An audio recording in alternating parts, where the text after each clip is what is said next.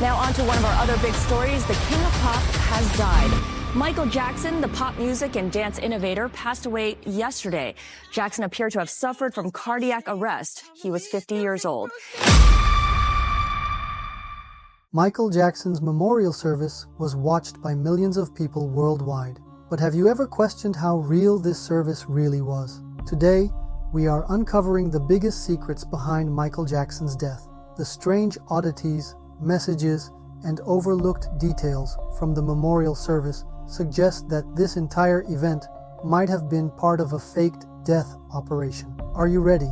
Because in this video, I'm going to prove to you why Michael Jackson's memorial service was not real, and we will examine the events of that historic day, one by one.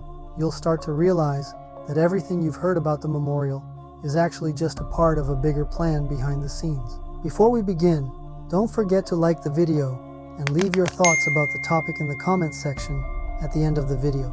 Let's get started.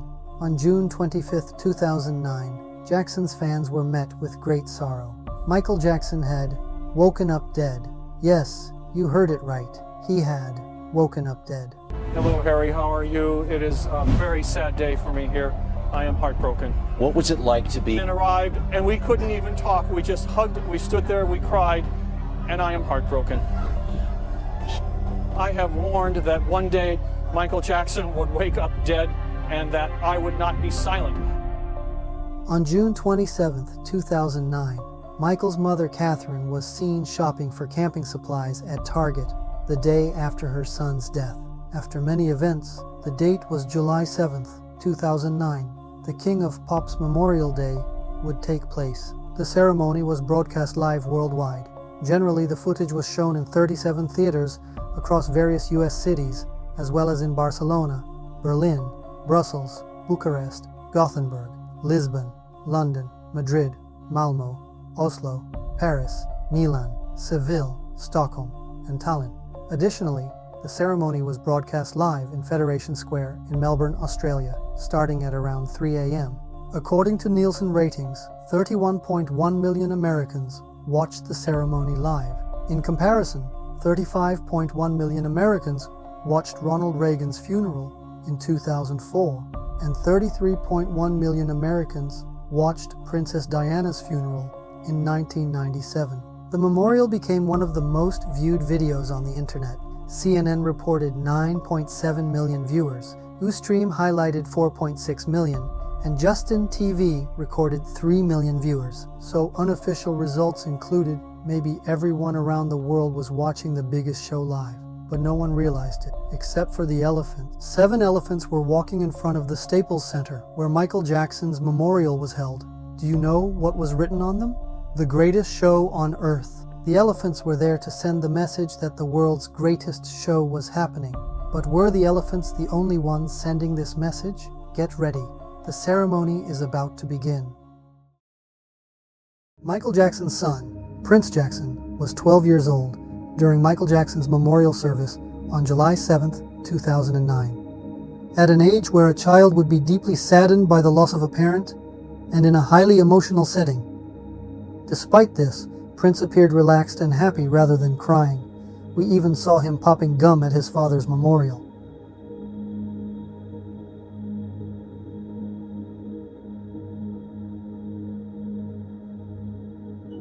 Michael Jackson's father, Joe Jackson, was clearly happy during the funeral and memorial services. In fact, his laughter seemed to take the ceremony to another level. Why was Michael's sister, Rebby, smiling as she entered the memorial service? Why was Latoya happy during the memorial? It wasn't just Michael's family who were happy at the funeral and memorial services. Michael's friends also shared in this happiness. Everyone seemed so happy at the funeral that they struggled to hold back their laughter. For example, you can see Macaulay Culkin looking very happy here. Macaulay Culkin and Michael Jackson met when Culkin was about 9 years old, shortly after the release of the Home Alone movie. Culkin visited Michael Jackson's Neverland Ranch many times, where they would enjoy various activities, such as riding amusement park rides, playing video games, and spending time at the ranch's zoo. Culkin even appeared in Michael Jackson's 1991 Black or White music video. He also defended Jackson during the 2005 trial, stating that Jackson had never behaved inappropriately toward him. Throughout the years, Culkin continually defended Jackson, describing him as a kind and caring person. In various interviews, Culkin referred to Jackson as a close friend who left a positive impact on his life. In other words, Culkin and Michael were very close friends. They loved each other like brothers. So why am I telling you all these details? If a friend that close to you had passed away, could you laugh in their funeral? In this photo, you also see Elizabeth Taylor. The friendship between Michael Jackson and Elizabeth Taylor was also very special and deep. Michael Jackson and Elizabeth Taylor met in the early 1980s. Taylor was a huge fan of Jackson's Thriller album, and they quickly became close friends. Elizabeth Taylor became a great supporter and protective figure in Michael Jackson's life. She strongly defended Jackson in public during his trials and was a steadfast supporter. In other words, there was a close friendship between Miss Taylor and Jackson. Yet, Taylor didn't appear to show any sadness at the funeral. So, why were these people trying to hold back their laughter? What was so funny? Michael Jackson's brother, Jermaine Jackson, sang the song Smile at the memorial. But he sang one part of the song differently from the original. Light up your face with gladness, hide every trace of sadness. These are the original lyrics of the song, but Jermaine changed the lyrics to light up your face with sadness, hide every trace of gladness. Light up your face with sadness, hide every trace of gladness. What joy was Michael's family hiding on their faces at the memorial? Jermaine's messages to us don't stop there. If you watch the video I'm showing now, you'll see that he gave many more messages. Michael Jackson's life and death are still shrouded in mystery. The memorial service and his family's strange behavior leave our questions unanswered. Will the truth ever come out? Or will this mystery remain unsolved forever? One thing is certain, Michael Jackson's legend will never be forgotten until the end of the world. Michael Jackson's daughter, Paris Jackson, was constantly fiddling with her ear at the memorial, and this behavior prompted her Aunt Janet to caution her. Upon closer inspection, it was revealed that Paris had a hidden earpiece in her ear, which she frequently checked during her speech. Why did she need the earpiece? Was she using it to listen to music at her father's memorial? Or was it to receive instructions on what to say during the memorial? When it was Paris's turn to speak, the fact that she touched her ear during her speech indicates that she was expecting to hear something.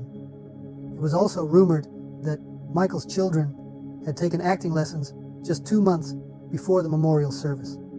But since there is no evidence to prove this, it remains just a rumor. Why didn't Michael's children look sad in such an emotional environment? Surely, you don't believe that 12-year-olds were thinking about inheritance? For a 12-year-old child, parents are everything. And for a 12-year-old child, the importance of a father is immense, especially if that father was as involved as Michael was. They were very attached to their father. Not being sad at such a ceremony was very unusual. Liberian Girl is a Michael Jackson song released in 1987 which has the particularity of having a specific storyboard, a specific story, a script, in its official music video. The short film begins with lots of actors and 80s celebrities waiting for Michael's arrival on the set. They were waiting for the start of the shootings that, without Michael Jackson, couldn't begin. The entire music video represents all of these actors talking between them, a whole video without the arrival of MJ, who, in the end, is behind a big TV camera. The celebrities staying there in the set, interacting, were enough to record the music video. So Michael Jackson finishes his music video behind the big TV camera pronouncing the phrase, "Okay, everybody, that's a wrap." "Okay, everybody, that's a wrap." You would be asking me, what does this have to do with Michael's fake death? This is absolutely important. In 2009, during the Michael Jackson Memorial, a picture was projected on the big screen behind the stage. As we can see, it has to do with the final footage of Liberian Girl music video. Just like if someone wants to refer to something, to some meanings. Just like if someone wants to give a message. Why was that particular photo used at Michael's funeral? The message is clear: Michael teased us, making us believe he's dead and enjoying everything by watching his show from a different point of view. Kenny Ortega, the director of the This Is It film, was Michael Jackson's close friend for 20 years. He also spoke about Michael at the memorial. However, he made a significant slip-up. Ortega said, we were right here a little less than a week ago, and Michael was with us." We were here. We were right here a little less than a week ago, and Michael was with us. The date he said this was July 7th, but Michael passed away on June 25th. There are 12 days in between. Despite nearly 2 weeks having passed, Kenny saying that they were here with Michael less than a week ago suggests that he was preparing for the memorial with Michael. Do you think this is a small slip-up or a big one? Most of you will sure remember the blonde woman in the audience during the Michael Jackson Memorial at the Staples Center. An episode that shocked the entire world just after the ceremony. But let's go into detail. On July 7, 2009, during the Michael Jackson Memorial Ceremony in LA, in the crowd of the audience there was a mysterious presence. The figure which we're talking about is a strange blonde woman wearing sunglasses. The shocking fact is her marked resemblance with Michael Jackson. In this picture you can see in detail her resemblance with him, starting from the neck, going through the chin, the cheeks and nose. Also, the presence of an Adam's apple in a lady confirms the gender of the subject. A male. You can also look at Janet Jackson, who tries catching her eye to her.